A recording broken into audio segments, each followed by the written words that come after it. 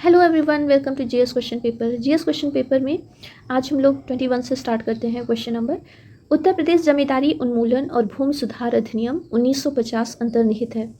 आपको अनुसूची बतानी है, 5वीं अनुसूची में, 7वीं में, 9वीं में या फिर 11वीं अनुसूची में। इसका सही आंसर आप लोग गेस कर ही लिए होंगे। उत्तर प्रदेश जो जमींदारी उन्मूलन और भूमि सुधार अधिनियम 1950 है, ये है राष्ट्रपति के द्वारा सबसे पहले 24 जनवरी 1951 को हस्ताक्षर किया गया था, लेकिन इसका आदेश जारी हुआ था 1 जुलाई 1952 को। आंसर यहाँ पे रहेगा 9वीं अनुसूची में। यहाँ सी ऑप्शन सही है। नेक्स्ट क्वेश्चन देखते हैं। निम्न में से किस राज्य में 2 दिवसीय स्टार्टअप 20 शिखर सम्मेलन शुरू हुआ है? यहाँ पर 2 टाइम रिपीट हो गया है। निम्न में से किस राज्य में 2 दिवसीय स्टार्टअप 20 शिखर सम्मेलन जो है वो शुरू हुआ है? ये G20 से रिलेटेड ही है। तो स्टार्टअप सम्मेलन 20 ये आपका स्टार्ट हुआ है 2 जुलाई 2023 को। अभी इसी जुलाई में ही स्टार्ट हुआ है। भारत की G20 की अध्यक्षता के तहत हरियाणा के गुरुग्राम में, यहाँ पर डी ऑप्शन सही होगा, हरियाणा के गुरुग्राम में शुरू हुआ है। पहले इसका नाम गुड़गांव था, अभी गुरुग्राम बोलते हैं। 22 देशों के 600 से अधिक प्रतिनिधि इसमें हिस्सा लिए थे। नेक्स्ट क्वेश्चन देखते हैं। हाल ही में निम्न में से किसने छत्तीसगढ़ राज्य में wild life friendly highway projects का उद्घाटन किया है? भूपेंद्र यादव, गजेंद्र सिंह शेखावत, प्रधानमंत्री नरेंद्र मोदी या अश्विनी वैष्णव? तो छत्तीसगढ़ राज्य में wild life friendly highway projects का जो उद्घाटन हुआ है, ये हुआ है सी ऑप्शन, प्रधानमंत्री नरेंद्र मोदी के द्वारा। अब ये wild life friendly highway projects है क्या? तो आपको बता दें, यहाँ पर उदंती वन्य जीव अभयारण्य है छत्तीसगढ़ में। इस अभयारण्य क्षेत्र में 2.8 किलोमीटर लंबी 6 लेन सुरंग का उद्घाटन किया है, और इसमें जीवों के जो मूवमेंट के लिए, जो एनिमल्स हैं उनके लिए 27 एनिमल पास और 15 बंदर छतरियाँ लगाई गई हैं, जो ताकि उनका सुगमता से मूवमेंट हो सके। 6 लेन में किसी तरीके से उनको बाधा ना मिले। नेक्स्ट क्वेश्चन देखते हैं। भारतीय नौसेना ने किस देश के साथ कोच्चि में 11 दिवसीय सैन्य अभ्यास का आयोजन किया है? फ्रांस, ब्रिटेन, यूएसए या फिर मैक्सिको? तो भारत और अमेरिका यानी कि यूएसए की नौसेनाओं के बीच। तो यहाँ पर सी ऑप्शन हम लोगों का सही होगा। नेक्स्ट, हाल ही में ग्लोबल पीस इंडेक्स 2023 के अनुसार दुनिया का सबसे शांतिपूर्ण देश कौन सा है? मोस्ट इम्पॉर्टेंट हो जाता है GPI यानी कि ग्लोबल पीस इंडेक्स 2023 के अनुसार लगातार आइसलैंड ये है। आइसलैंड सी ऑप्शन सही है।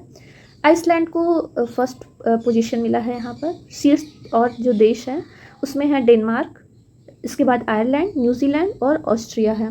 ऑस्ट्रेलिया नहीं, ऑस्ट्रिया। अफगानिस्तान लगातार 8 वर्षों से दुनिया का सबसे अशांत देश बना हुआ है। नेक्स्ट देखते हैं। ये 26वां जो क्वेश्चन है ये फ्रियॉन से रिलेटेड है। 2 तरीके से पूछा गया है, इसलिए 26A और 26B यहाँ पर करके दिया गया है। फर्स्ट ए में पूछा है, फ्रियॉन का प्रयोग निम्नलिखित में से किस रूप में किया जाता है? 4 ऑप्शन दिए गए हैं। और दूसरे में पूछा है यहाँ पर कि किस यौगिक को फ्रियॉन कहा जाता है? तो आपको इन दोनों को इस क्वेश्चन में समझना है। फ्रियॉन का प्रयोग निम्नलिखित में से किस रूप में किया जाता है? शाकनाशी, कीटनाशी या कवकनाशी? इन तीनों में से, या फिर प्रशीतक मतलब ठंडा करने वाला? तो बी ऑप्शन सही है, फ्रियॉन जो फ्रीज कर देता है, यानी कि हम लोग क्योंकि रेफ्रिजरेटर में आप लोग देखते होंगे, एयर कंडीशन में, इसके अलावा आग बुझाने वाले यंत्र हो गया, या फिर ग्लास चिलर हो गया, या फोम ब्लोइंग एजेंट बोलते हैं ना, उस सब में फ्रियॉन गैस का प्रयोग किया जाता है। फ्रियॉन को और भी क्या कहते हैं, इसके बारे में देखते हैं। सेकेंड जो उसमें दिया है, किस यौगिक को फ्रियॉन कहा जाता है? यहाँ पर 4 दिए हुए हैं, तो चारों में से फ्रियॉन किसको कहते हैं? तो ट्राइक्लोरोमीथेन को, क्लोरीन को, या फिर PP dichloro diphenyl trichloro ethane chloride को, या डाइफ्लोरोमीथेन को? तो ये फ्रियॉन बोलते हैं, फोर्थ ऑप्शन डाइक्लोरो डाइफ्लोरोमीथेन को बोलते हैं। इस चीज़ को आप लोग देखिएगा। अब इनके बारे में थोड़ा सा डिटेल हम लोग देख लेते हैं। ट्राइक्लोरोमीथेन जो फर्स्ट ऑप्शन यहाँ पर दिया हुआ है, इसे आमतौर पर क्लोरोफॉर्म के रूप में प्रयोग किया जाता है। इसका प्रयोग फ्रियॉन के उत्पादन में भी किया जाता है।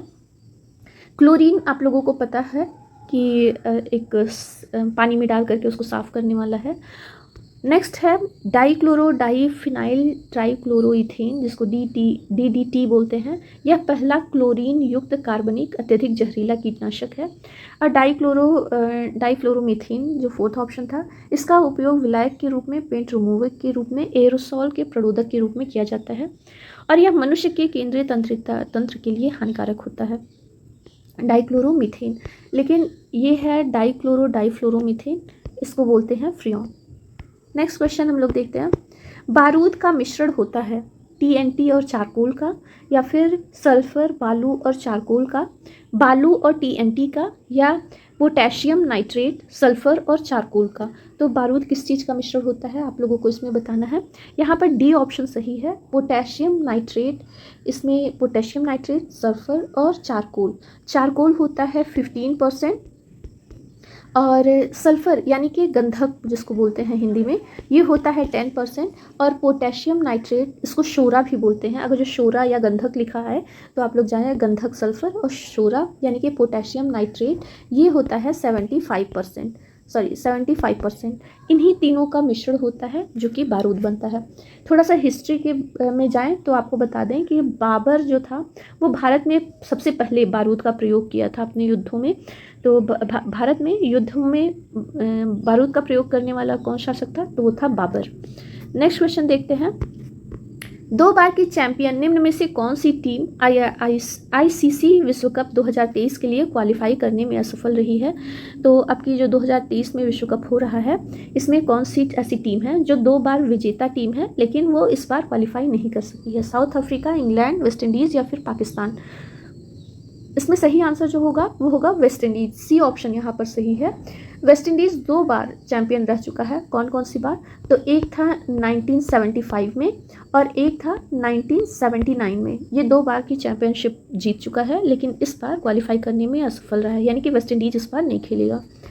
नेक्स्ट क्वेश्चन, हाल ही में ग्लोबल पीस इंडेक्स, अभी हम लोग GPI के बारे में देखे हैं, उसमें मैंने आप लोगों को पहले ही बता दिया है। यहाँ पर भारत का जो रैंक है वो है 163 देशों में 163 देशों में 126 इसका स्थान रहा है। इसको जारी कौन करता है, ये क्वेश्चन ज़रूर पूछा जाता है। तो जारी करता है institute for economic and peace के द्वारा, यानी कि EIEP के द्वारा। 2022 में इसका कौन सा स्थान था, तो स्थान था 135वां। नेक्स्ट देखते हैं, हाल में ही निम्न में से किस राज्य में भारत के पहले वैदिक थीम पार्क का उद्घाटन किया गया है। ये यूपी से रिलेटेड करंट अफेयर्स है। तो इसमें ऑप्शन क्या होगा, उत्तर प्रदेश। उत्तर प्रदेश में किस जगह पर किया गया है, अगर जो ये पूछा जाए आपसे, तो यह किया गया है उत्तर प्रदेश में वेद वन के नाम से, नोएडा के सेक्टर 78 में ये वैदिक थीम पार्क है। इसकी विशेषता क्या है कि इसमें लगभग 50,000 ऐसे पौधों को लगाया गया है जो कि हमारे वेदों में वर्णित हैं, और अभी ये हाल ही में जुलाई में ही किया गया है, इसी जुलाई का बात है।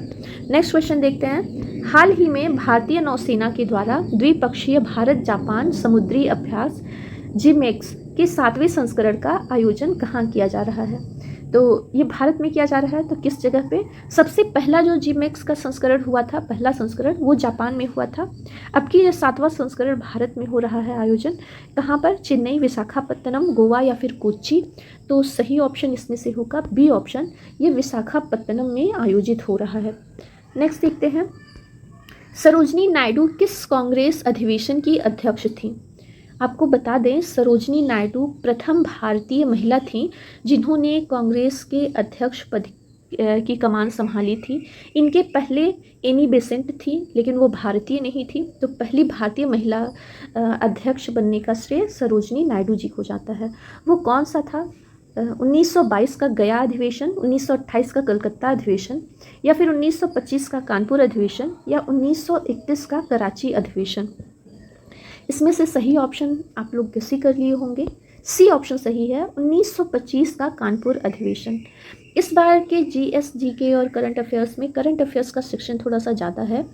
चलिए नेक्स्ट क्वेश्चन देखते हैं, गुस्ताव क्लिम्ट ये एक पेंटर हैं जो, इनकी एक पेंटिंग है द किस, पेंटिंग के लिए ये प्रसिद्ध हैं। निम्न में से किस देश के हैं, मैक्सिको के, ऑस्ट्रिया के, मंगोलिया के, या फिर सोफिया नहीं यहाँ पर होगा, तो इन तीनों में से आपको बताना है कि मैक्सिको, ऑस्ट्रिया या फिर मंगोलिया, इन तीनों में से कहाँ के हैं। तो गुस्ताव क्लिम, जिनकी अभी हाल में आखिरी पेंटिंग थी इनकी जो बिक गई है, द किस नाम से, ये हैं ऑस्ट्रिया के। बी ऑप्शन सही है। ये 20वीं सदी के प्रभावशाली चित्रकारों में से एक ऑस्ट्रियाई कलाकार थे और इनकी अंतिम कृति जो बिकी है 108.4 मिलियन डॉलर में इसको बेचा गया है, जो कि भारतीय रुपए में अगर जो करें तो लगभग 900 करोड़ रुपए होते हैं और अभी तक की ये सबसे महंगी कृति बनी हुई है बेचने के मामले में। नेक्स्ट देखते हैं, किस राज्य या फिर केंद्र शासित प्रदेश ने अपनी कला, संस्कृति और साहित्य के प्रसार के लिए वितस्ता कार्यक्रम की मेजबानी की है। वितस्ता नदी है, आप लोग जान ही रहे होंगे, और ये आपका उत्तर भारत से है, तो पंजाब, जम्मू कश्मीर, लद्दाख या फिर कर्नाटक। कर्नाटक तो इसमें होगा नहीं, तो इन तीनों में से आपको बताना है वितस्ता कार्यक्रम की मेजबानी किसने की। पंजाब, जम्मू कश्मीर, लद्दाख, इन तीनों में से बी ऑप्शन सही है, Jammu Kashmir. Vitasta the festival of Kashmir, इसका पूरा नाम था Vitasta the festival of Kashmir.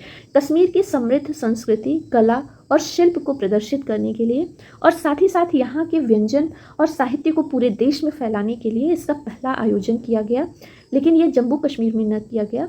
आप लोगों को कमेंट बॉक्स में मुझे कमेंट करके बताना है इसका जो पहला आयोजन है, पहला है इसलिए ये आपका क्वेश्चन मोस्ट इम्पॉर्टेंट हो जाता है, तो इसका आयोजन कहाँ पर किया गया था। आपको बता दें इसका आयोजन संस्कृति मंत्रालय के द्वारा करवाया गया था। कभी कभी मंत्रालय भी पूछ लेता है, तो संस्कृति मंत्रालय के द्वारा इसका आयोजन करवाया गया, लेकिन किस राज्य में करवाया गया। 2 जगह आप लोगों को हिंट बताते हैं, 2 जगह पे ये करवाया गया है, 2 राज्यों में। चलिए नेक्स्ट क्वेश्चन की तरफ बढ़ते हैं। हाल ही में राष्ट्रीय सिकल सेल एनीमिया उन्मूलन मिशन किस राज्य या केंद्र शासित प्रदेश में शुरू किया गया था। उत्तराखंड, मध्य प्रदेश, महाराष्ट्र या फिर तमिलनाडु। तो सिकल सेल एनीमिया उन्मूलन मिशन, ये इसके बारे में हम लोग थोड़ा सा जान ले। ये है क्या सिकल सेल एनीमिया मिशन। इसमें यहाँ पर मैंने नीचे इसका दिया है, आप स्क्रीनशॉट ले सकते हैं। सिकल सेल एनीमिया ये असामान्य हीमोग्लोबिन यानी कि लाल रक्त कणिकाएँ जो होती हैं उनको बोलते हैं हीमोग्लोबिन। तो इन कोशिकाओं क्या करते हैं, हमारे अंदर ऑक्सीजन का वहन करते हैं। तो ऑक्सीजन ले जाने वाले ये प्रोटीन होते हैं हीमोग्लोबिन, के कारण होने वाली रक्त की एक अनुवांशिक बीमारी है और ये आपको हुई तो आपकी पीढ़ी दर पीढ़ी आगे बढ़ती रहेगी। असामान्य हीमोग्लोबिन की वजह से जो लाल रक्त कणिकाएँ हैं सिकल के आकार हो जाए यानी कि ऐसे कर्सिव थोड़ा कर्सेंट हो जाती हैं और उनकी ऑक्सीजन ले जाने की क्षमता और रक्त प्रवाह की मात्रा को कम कर देता है। तो ये आजीवन भी रहता है और आपको बता दें ये ठीक नहीं होता है, इसकी कोई दवा नहीं है। तो लेकिन इसका उन्मूलन का मिशन रखा गया है केंद्र शासित प्रदेशों के द्वारा। कब तक का, तो ये इसका उन्मूलन लक्ष्य रखा गया है आपका 2047 तक, वर्ष 2047 तक सिकल सेल एनीमिया का उन्मूलन मिशन रखा गया है। कहाँ पर किस केंद्र शासित में शुरू किया गया ये, तो ये किया गया है आपके मध्य प्रदेश। मध्य प्रदेश में हमारे जो प्राइम मिनिस्टर हैं मोदी, ये शहडोल एक जगह है मध्य प्रदेश में, वहाँ से इस मिशन की शुरुआत की है। नेक्स्ट क्वेश्चन देखते हैं। भारत में पार्टी रहित लोकतंत्र का प्रस्ताव किसने दिया था। हिस्ट्री से रिलेटेड क्वेश्चन है। राम मनोहर लोहिया, जयप्रकाश नारायण, महात्मा गांधी या S.A. डांगे, इन चारों में से किसका सही रहेगा। तो भारत में पार्टी रहित लोकतंत्र का प्रस्ताव, इसका समर्थन किया था जयप्रकाश नारायण जी ने। यहाँ पर बी ऑप्शन सही होगा। जयप्रकाश नारायण भारत में दल विहीन प्रजातंत्र को ये आगे बढ़ाने के लिए सहमत थे।